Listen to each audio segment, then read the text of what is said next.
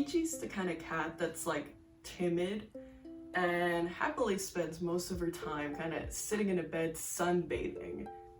But then as fall came upon us, she started kind of being weird. Like, she would sit by her bed all day, not really run around and play, barely get up to eat or drink food. She was running warm, and when we take her to the vet, they said she had a fever. So, you know, they gave her antibiotics and sent her home, but it kept going until finally one day on November 3rd, we were trying to give all the cats baths. She was falling over on her side and losing her ability to walk straight or walk much at all. So we ended up waiting till the next day. We took her to the closest local vet, a really cool place called Tickleblag. He gave her 3 possible diagnoses. Toxoplasmosis. I'll spare you the details because it gets kind of gross. The other possible diagnosis was Cryptosporidium, another parasite. And last but not least, there's feline infectious peritonitis, shortened to FIP. In case it's not obvious, Peachy has FIP. It's not easy getting a diagnosis though. The reason FIP is hard to diagnose is because there's 2 forms of FIP and their symptoms are kind of vague. It's kind of like going to the doctor and saying, I have brain cancer because you have a migraine. And especially with every pet WebMD website saying that FIP is fatal in all cases. Clock is ticking. So what next?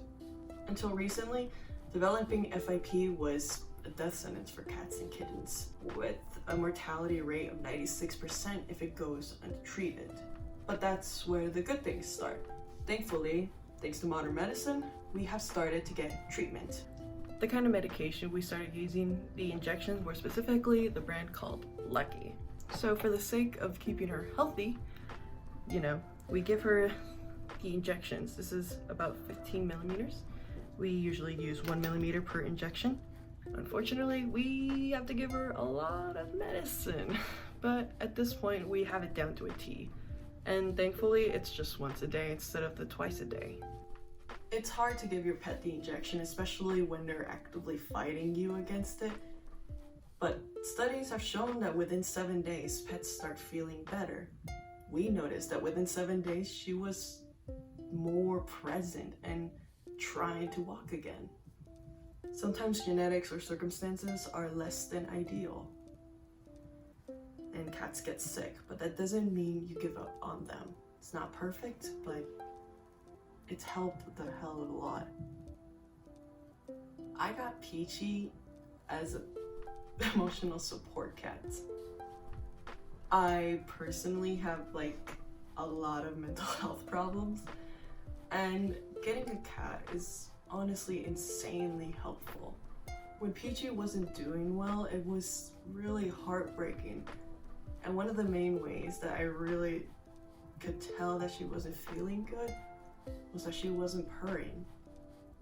About 2 weeks into treatment though, it finally started happening again. I started the habit of kind of picking her up and putting her on my chest while I sleep. And one night I was scratching her little chin the way she loves, her little cheeks, and she started to purr again. It's really hard right now, but it's a blink in the scale of what is hopefully a long life.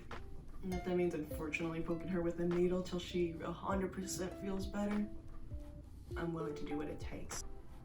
I haven't given up on Peachy.